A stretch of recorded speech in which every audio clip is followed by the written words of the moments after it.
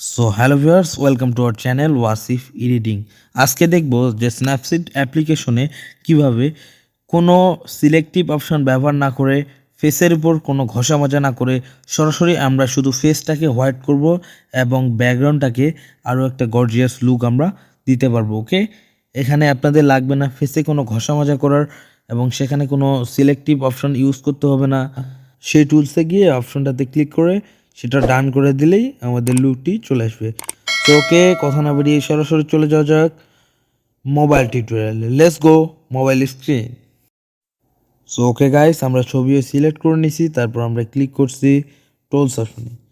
তারপর আমরা যাব এই যে পোর্ট্রেট নামের এই অপশনটাতে। ওকে, সো পোর্ট্রেট নামের অপশনে গেলে নিচে তিনটা ইন্টারফেস বাটন আমরা দেখব।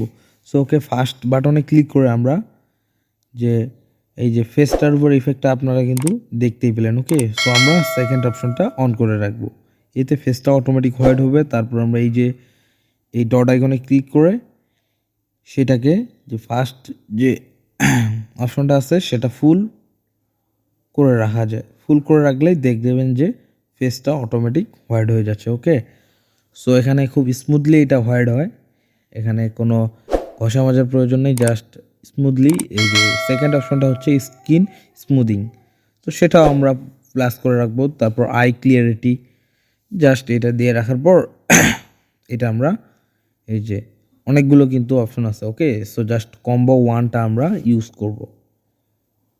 এই যে দেখলেন যে ফেসটা অটোমেটিকলি হোয়াইট হয়ে যাচ্ছে। ওকে, সো এই সিস্টেমে আমরা ফেসটাকে হোয়াইট করব। জাস্ট দেখুন যে আগের ফেসের কালার এখনকার ফেসের কালারটা অনেকটা চেঞ্জ হয়ে গেছে। এই লুকটা এবং এই ট্রিকটা আপনারা ব্যবহার করে খুব অল্প সময়ের মধ্যেই ফেসটা হোয়াইট করে নিতে পারবেন। সো আশা করি টিউটোরিয়ালটি ভালো লাগবে। দেখা হবে নতুন কোনো ভিডিওতে।